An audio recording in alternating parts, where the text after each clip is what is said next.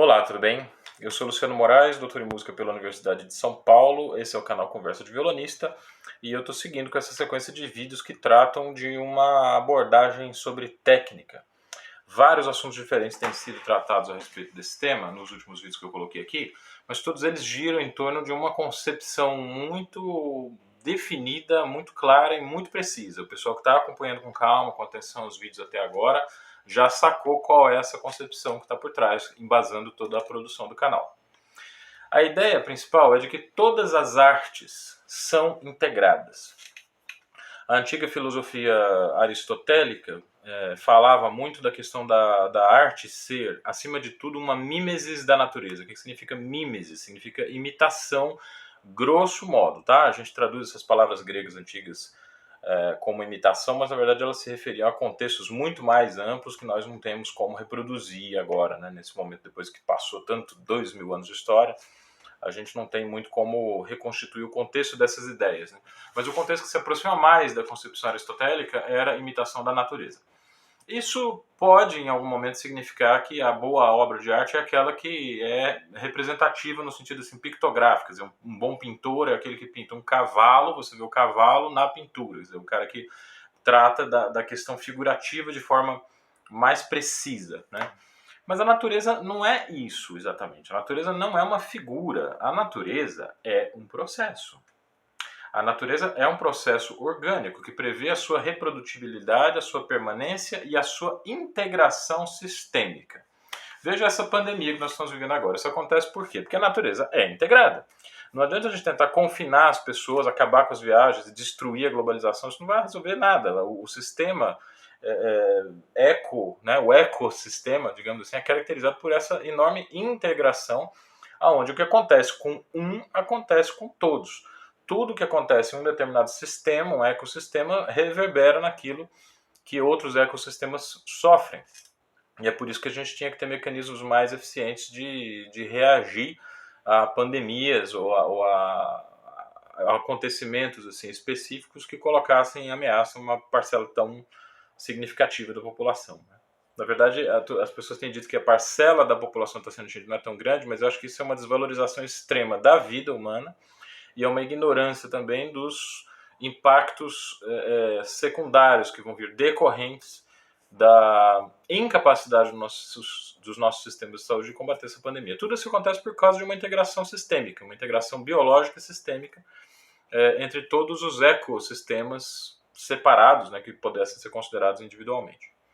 Eu acho que é nesse sentido que a ideia de Aristóteles de que a arte é mimesis da natureza pode ser recuperada e pode ser válida até hoje. Tudo que acontece numa produção artística acontece numa integração com outros elementos dessa mesma produção artística.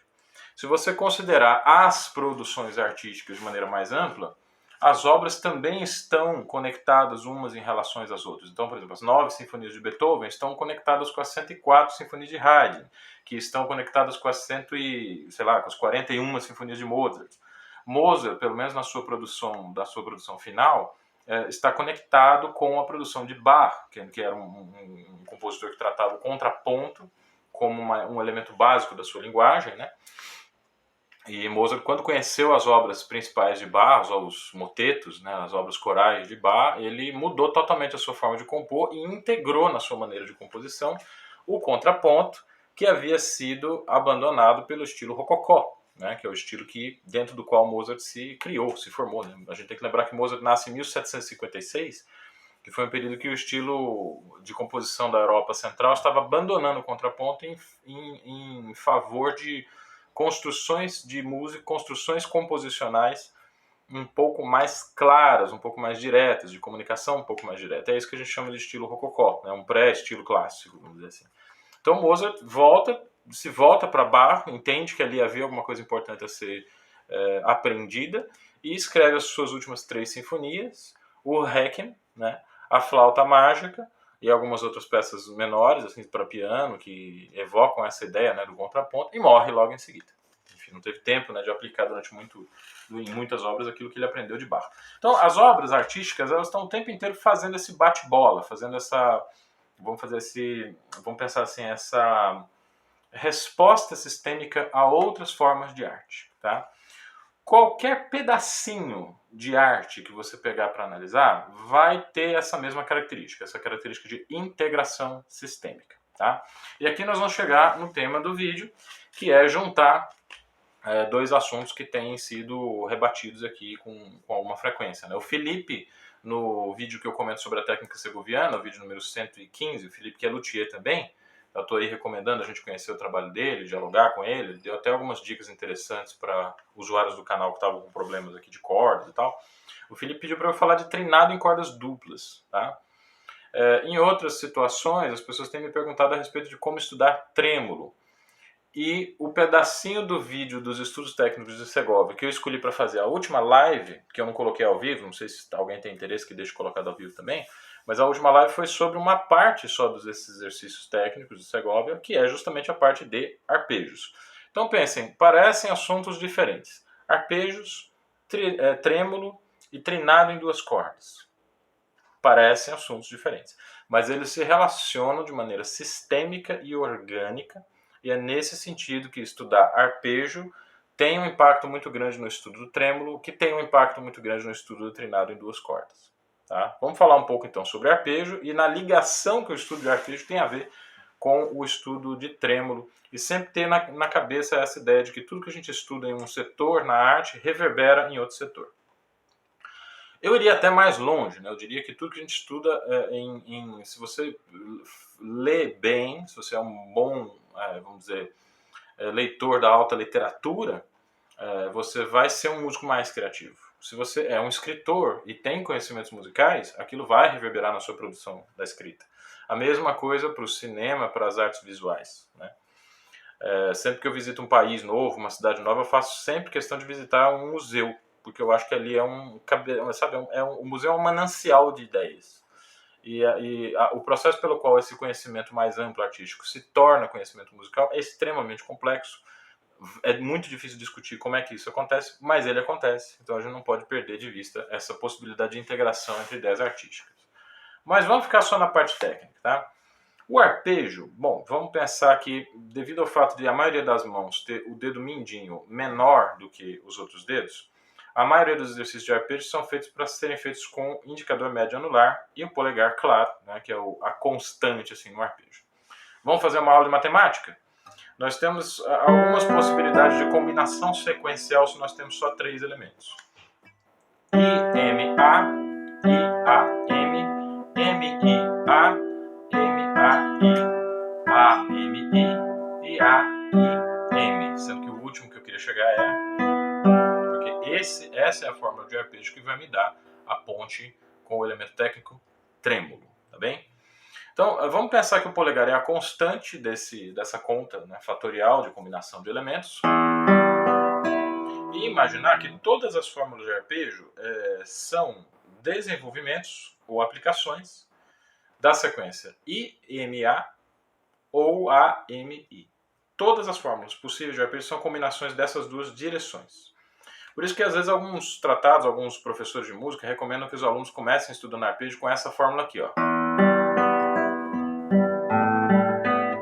Eu sempre sugiro que os estudantes iniciem o arpejo com o polegar, mas mudem a corda.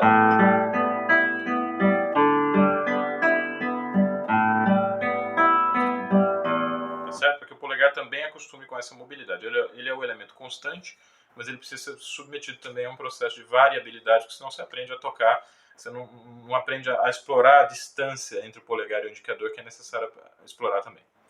Mas vamos voltar aqui ao problema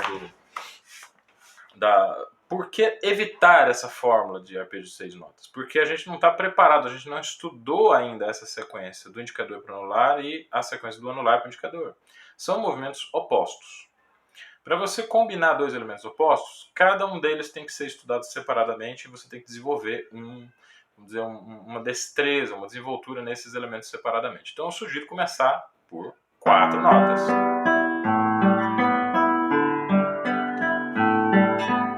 Eu estou fazendo muito rápido, tá? Talvez seja interessante os estudantes começarem esse exercício um pouquinho mais lento.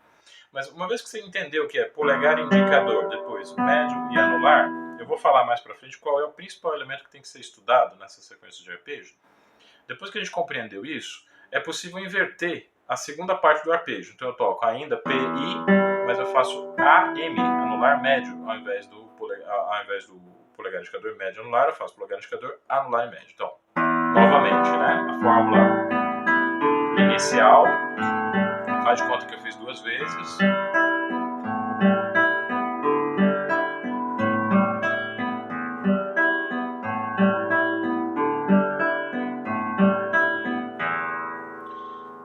Se eu mantiver essa relação do polegar com um dedo qualquer e os outros dedos que sobraram vão alternar, eu vou ter uma fórmula que começa com o polegar e o médio, indicador e anular. Então eu repito isso.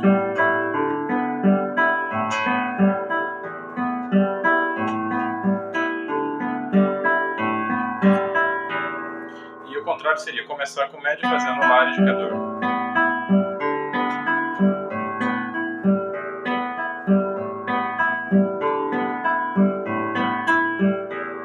Sobrou uma série de arpejos que teria que ser começada com o anular. Indicador e médio.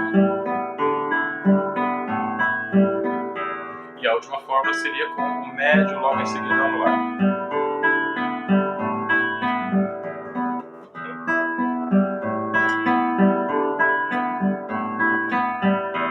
Certo?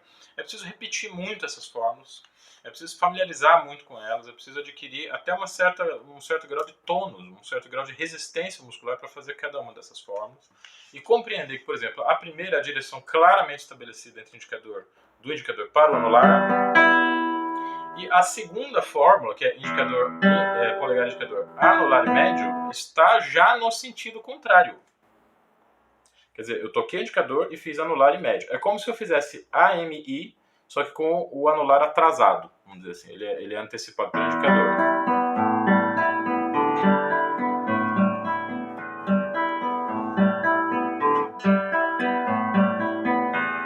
Eu estou numa fórmula que, sem precisar abordar a ida e a volta, como aquela fórmula de 6 notas sugere, né? Eu já trabalho a ideia do movimento, do indicador para o anular e do anular para o indicador sequencialmente, mas sem precisar colocar esses dois trabalhos juntos no mesmo tipo de exercício, no mesmo arco de exercício. Ao longo do canal tenho cantado muito essa bola, né? Falado sobre o conceito de arco de exercício, que é o início e o final, né? O que você faz dentro desse limite pré-estabelecido, tá? Muito bem, o arpejo, quando eu chego neste arpejo, essa fórmula,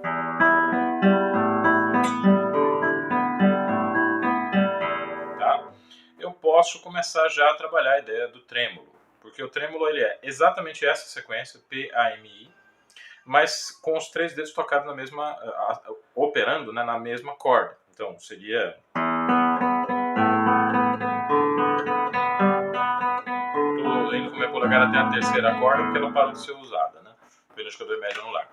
Mas qual é o problema de usar partir direto para essa fórmula? A gente não está muito acostumado, a mão não está muito acostumada ainda nesse arco de trabalho a operar os três dedos em uma corda só. Isso é uma coisa extremamente complexa de fazer, tá? Muitos excelentes violonistas aderiram a uma nova ideia que está circulando por aí, que é de fazer escalas não só com indicador e médio, mas com indicador médio e anular. Quer dizer, o que o professor Nicolas Barros da Unirio chama de digitação ternária, né? Quer dizer, ternária é usar 3 dedos para fazer sequências de escalas. E também muitos violonistas excelentes, entre eles o próprio Fábio Bartoloni, né, que conversou comigo na última live que eu transmiti aqui pelo YouTube.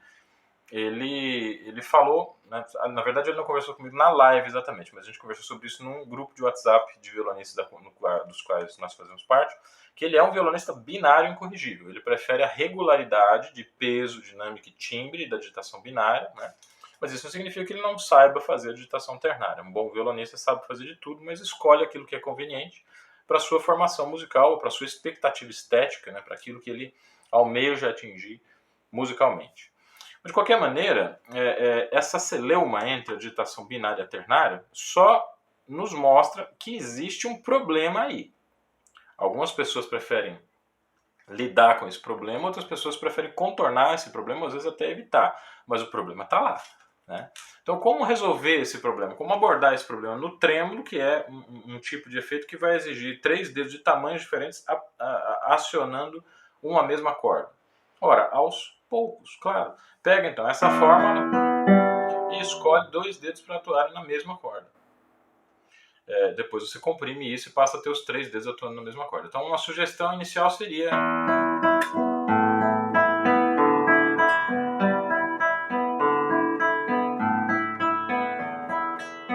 Quer dizer, eu posicionei meu dedo anular e médio na primeira corda e deixei o indicador ainda separado em posição de arpejo, né, na segunda corda.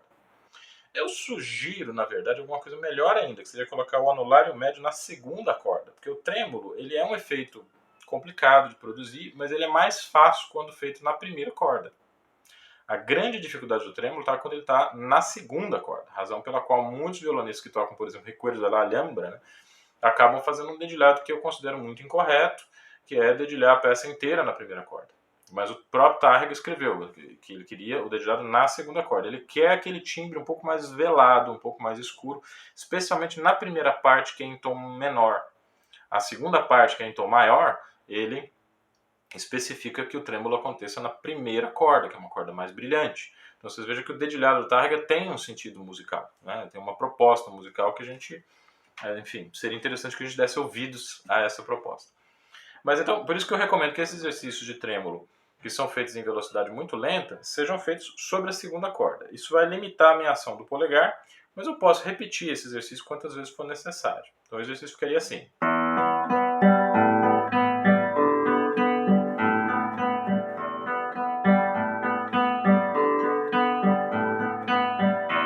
Se alguém estiver ouvindo um acento no dedo médio, isso não é defeito da gravação. Eu estou fazendo propositalmente um ligeiro acento no médio, porque ele é a segunda nota de um ciclo de 4, e sendo que a primeira é o polegar, a segunda precisa ser um pouquinho mais reforçada.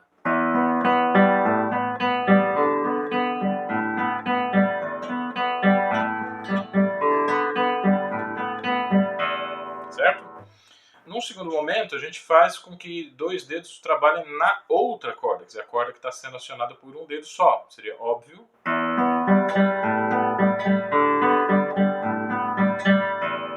Porque fazendo os exercícios dessas duas maneiras, a gente está acostumando a mão a alinhar o médio e anular em uma mesma corda. E no outro exercício, nós estamos acostumando o indicador e o médio a se alinharem numa mesma corda. Então, em um caso, nós temos o anular isolado na corda de baixo, e no outro caso, nós temos o indicador isolado na corda de cima. Isso ajuda a gente a perceber, e aqui eu queria que vocês prestassem muita atenção, tá? Porque esse ponto é muito importante. O objetivo do exercício não é a gente fazer determinadas coisas, é criar um campo de percepção. Então não adianta nada vocês fazerem esse exercício ouvindo o vídeo do YouTube. Tá? Que nem às vezes a gente faz ali um vídeo que é interessante, lá, um vídeo sobre economia, sobre política, ou um vídeo que a gente curta sobre saúde pública, sobre o coronavírus, né? E enquanto vê o vídeo, a gente está lá fazendo exercício técnico. Isso não adianta nada, é melhor não fazer o exercício, tá? É melhor parar o violão, deixar o violão de lado, veja o vídeo que você quer assistir, ouça o que você quer ouvir e volta pro violão quando você puder dedicar toda a atenção para ele, tá? Porque a questão não importa você ficar repetindo o movimento. Importa você criar condições de desenvolver a sua percepção. Que percepção? A percepção sonora, sem dúvida, em primeiro lugar, mas para um instrumentista é fundamental a percepção corporal. Qual é o elemento que está em jogo aqui que precisa ser trabalhado com mais afinco? O relaxamento logo após o toque, em cada uma das notas que a gente produz. Então, por exemplo, anular, toque e relaxa. Médio, toque e relaxa. Indicador, também toque e relaxa. Para que essa sensação de relaxamento seja atingida e seja estudada corretamente,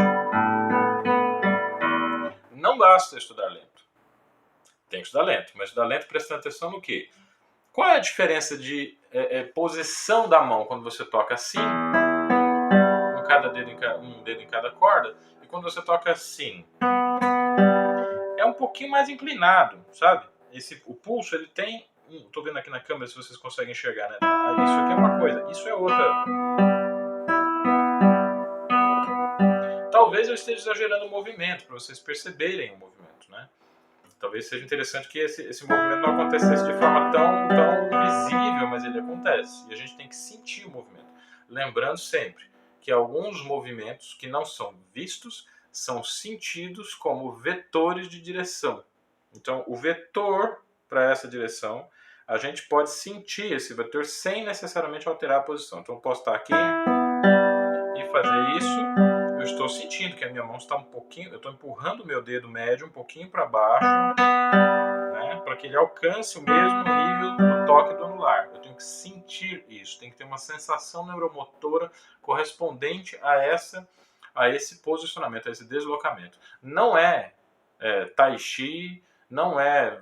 Aliás, até o Tai Chi é exatamente isso. Ele é uma questão de percepção corporal com base feita em alguns movimentos específicos, né? Quer dizer, mesmo um conjunto de ações puramente corporais, ele exige um grau de atenção para que a gente sinta os resultados físicos dessas ações. No caso do estudo da técnica, é a mesma coisa. Quando eu tenho o médio e o indicador na terceira corda, mesma coisa. Aí cada mão vai reagir diferente. Por exemplo, a minha, eu sinto que ela volta um pouco naquela posição inicial, tá? Do arpejo com um dedo em cada corda. Por uma razão muito simples. Eu sou muito mais acostumado a tocar indicador e médio alinhado em uma corda do que médio anular alinhado em uma corda, tá? Porque realmente, assim, a minha formação de violonista é baseada numa técnica binária, baseada numa técnica de uso de 2 dedos, indicador e médio, para tocar escalas. Eu tenho incorporado a técnica ternária em alguns casos específicos, mas a base da minha técnica é binária. Então isso aqui, para mim, é mais confortável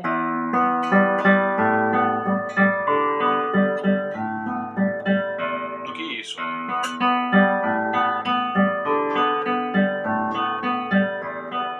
Para fazer isso eu tenho que pensar, né? Eu tenho que pensar um pouco, mas não muito. Aqui sim.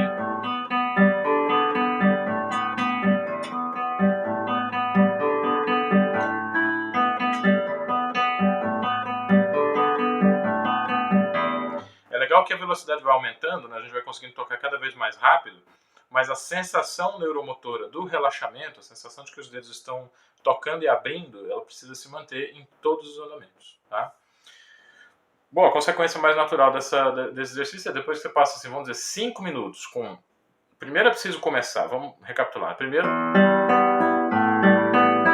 é essa fórmula, né? Depois o indicador é anular, 2, 3 vezes, o que for mais adequado, médio anular.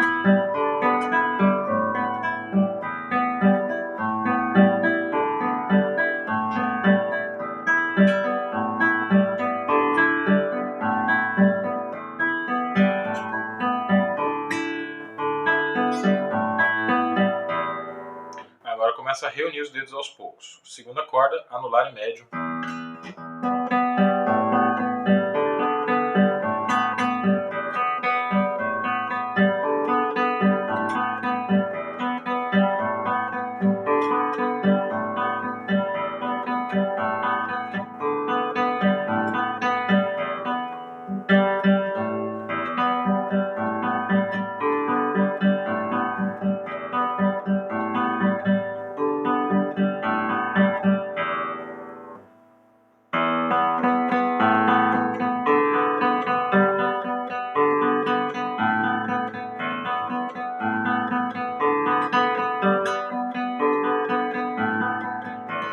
Certo? Aí, a partir desse momento, eu já posso começar a estudar o trêmulo propriamente dito, como uma sequência de notas.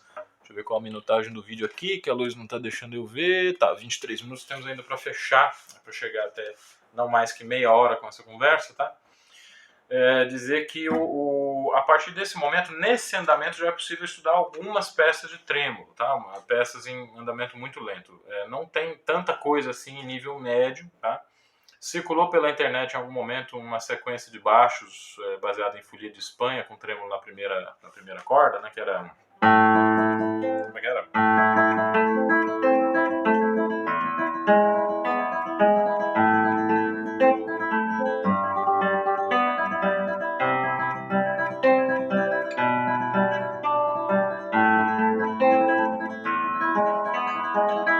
Isso é a sequência, é uma sequência harmônica de folia de Espanha, que essa sequência.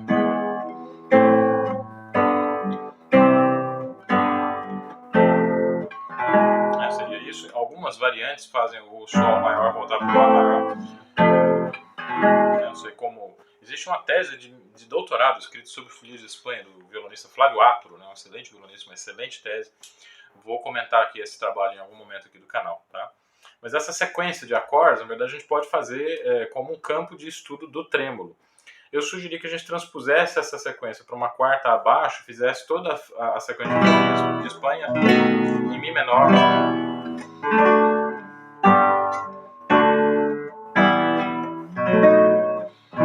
mantivesse uma nota pedal na corda Si, que é onde acontece o trêmulo, e fazer as outras notas comentarem essa sequência de baixo.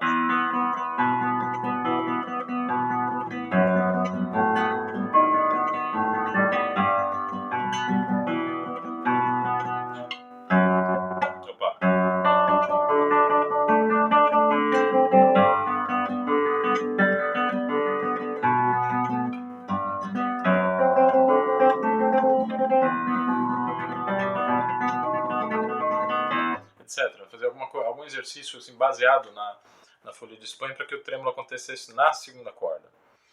Tem uma peça do Guido Sant'Orsola, tá, que está disponível na tese de doutorado do Fábio Bartoloni, que eu mencionei aqui. Ele fez um trabalho sobre a obra para violão de Guido Sant'Orsola, chamada Três Áreas da Corte. O primeiro movimento das três áreas da corte trabalha com uma passagem em trêmulo. Tá? E a famosa Una Limosna por Amor de Deus, de Barrios, que é uma peça de trêmulo também. Só que eu considero ela uma peça mais complicada para iniciar o trabalho de trêmulo por uma razão muito simples. Ela é uma peça super complexa para a mão esquerda. Para o trêmulo não é tanto, porque a maior parte do trêmulo acontece na primeira corda. O trêmulo na primeira corda realmente não é uma coisa tão complicada assim. Agora, para a segunda, uma peça de trêmulo que vai utilizar a habilidade total do violonista fazer trêmulo é justamente Recuerdos de la Alhambra, que é a peça mais famosa que muita gente pensa que é a mais fácil de trêmulo. Não é. Eu a considero, assim, do ponto de vista da técnica do trêmulo, mais difícil do que o Una Limosna por Amor de Deus de Barrios, justamente porque ela começa já o trêmulo na segunda corda. Tá? Mas é interessante a gente utilizar essa peça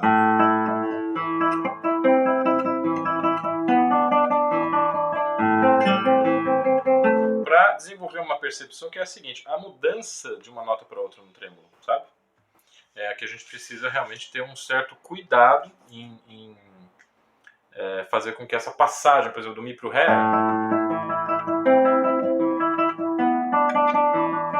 mas eu toquei Si, a próxima nota é o Ré, mas eu preciso ouvir o Mi soando junto com o Si. Só depois eu tiro o dedo 4 e posiciono para a nota Ré.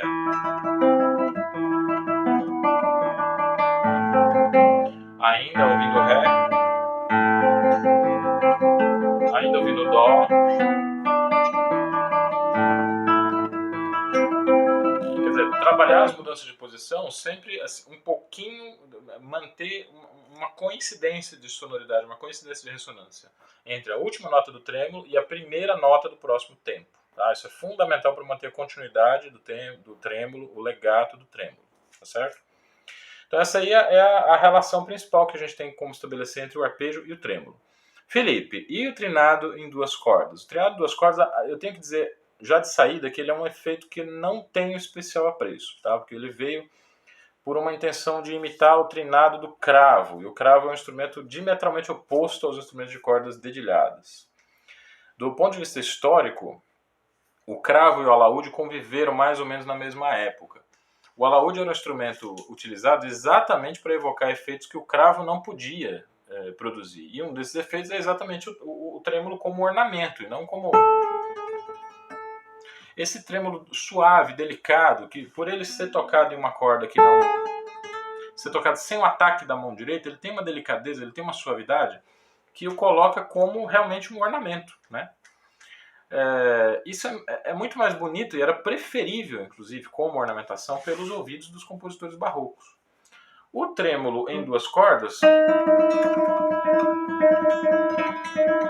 Eu estou avacalhando, claro, né? Mas ele vai me impor uma audição na mesma dinâmica das notas da ornamentação que a gente tem nas notas estruturais. Tá? Então ele é uma sujeira. Quando você ouve o cravo tocando um trêmulo, ou desculpa, um trinado, você ouve esse trinado se destacar do contexto melódico estrutural. Tá? Então isso é interessante para a gente pensar Será que os compositores cravistas do século XVI, XVII, XVIII utilizavam o trinado assim, com tantas notas tão prolongadas, na mesma intensidade? Ou será que eles eram um pouco mais parcimoniosos no uso do trinado, né, do trinado regular e constante? Nunca vamos saber, só podemos elencar hipóteses, mas é uma tentativa do violão de explorar um efeito que era, na verdade, um defeito de um outro instrumento. Então, incorporar defeitos de instrumentos no nosso, eu acho meio mancada. Mas, enfim, o efeito está aí, tá? Ele historicamente tem raízes muito profundas, existem exemplares de trinados em duas cordas que acontecem desde muito tempo. Os mais famosos são feitos pelo duo Prest-Lagoia, nas transcrições das sonatas de Scarlatti, justamente para tentar imitar o idiomatismo do instrumento original, o cravo, né? E distanciar estilisticamente as obras de Scarlatti das obras que eventualmente tinham sido compostas para alaúde ou para outros instrumentos de cordas dedilhadas. Mas o processo do trinado em cordas duplas, ele é exatamente o mesmo processo de trinado do arpejo, com a diferença que os dedos que executam o arpejo eventualmente vão trocar de corda. Então deixa eu dar um exemplo aqui. Eu estou fazendo um arpejo que é como se fosse aquele arpejo do estudo número 9 do Opus 35 do Fernando Sor, que é... Só que cada dedo está numa corda, né? O estudo, vocês lembram desse estudo?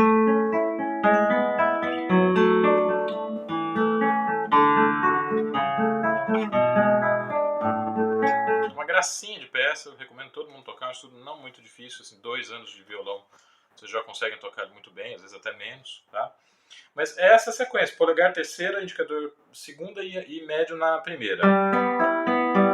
Se a gente comprimir o indicador e o polegar na mesma corda, a gente vai ter isso. Se a gente coloca um dedo preso na corda, a gente vai ter... Comprimindo o indicador e o médio na corda 1, a gente tem... Aliás, mentira, a contração é do polegar e indicador na corda 2. Mas eu coloquei o médio para atuar entre o polegar e o indicador.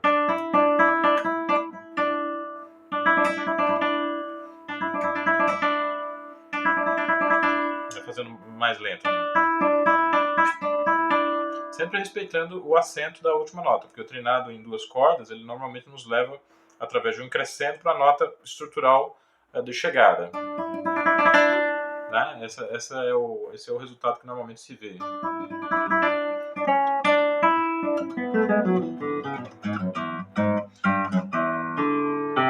Sei lá, tem uma sonata do Scarlatti que começa com...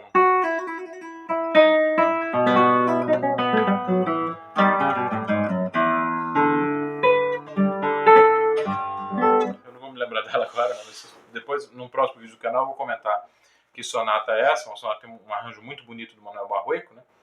E esse trinado, ele tem essa... Eu poderia colocar o anular, tá? E fazer com que o trinado acontecesse P, A, I, M, P, A, I, M.